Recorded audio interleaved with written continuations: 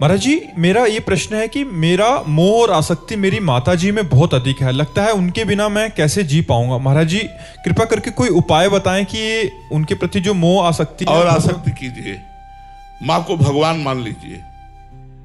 आसक्ति हटाने की जरूरत नहीं है। मातृ देवो भव, हमारा वेद कहता है मातृ देवो भव, पितृ देवो भव, अतिथि देवो भव। माँ में भगवान को देखने लगी है। हे भगवान, तुम मेरी माँ के रूप में हो, तुम्हारे सिवा कोई और भगवान मैं मानना भी नहीं चाहूंगा। अरे माँ, तू मेरी भगवान है। बस इतना मान करके उसकी आराधना करो, उसको सुख पहुंचाओ, उसके कपड़े धो, उसके चरण छुओ, उसकी सेवा करो और नाम जप करो, भगवान की प्राप्ति हो जाएगी। मोह को प्यार में बदल दो। जैसे पत्नी से है और प्यार करो, उसे भगवान का स्वरूप मानने लगो। पुत्र से और प्यार करो, भगवान का स्वरूप मानने लगो।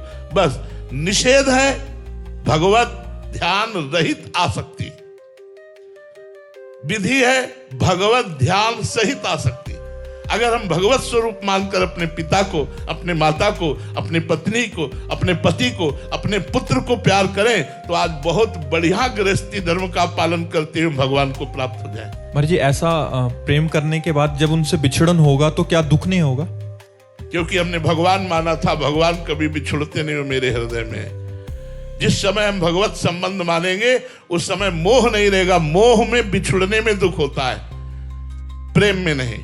प्रेम में भगवान माना है तो मुझे सदैव मेरे साथ है ऐसा अनुभव होगा।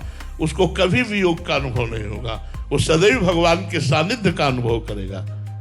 उसके अंदर बिछो नहीं आ पाएगा।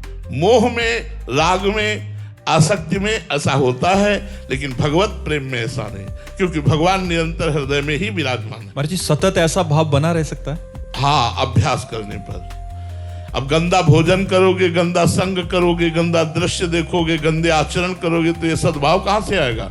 सद्भाव आ जाए तो सब बात बन जाए। आज हमारे समाज में जो क्राइम बढ़ रहा है उसका कारण है असद्भावना, सत्संग न मिलना, शास्त्र स्वाध्याय ना होना, पवित्रता। कौन बेटा अपने माता पिता के पैर छूता है? कौन उनकी आज्ञा के लिए हाथ जोड़कर खड़ा होता है कि ऐसे आज्ञा का पालन? ये हमारे धर्म की रीति है। प्रातः काल उठ के रघुनाथा, माता पिता गुरु नावई माथा, और हाथ जोड़कर गुरुजनों से बात करना। कहाँ सभ्यता रह गई? कहाँ सभ्यता? सभ्यता तो विद्या विनयम ददाति, ये विनय है। उद्दंडता पूर्वक बच्चे बात करते हैं। तो अध्यात्म के बिना पूरा जीवन निरर्थक है, ये पक्की बात समझ लो।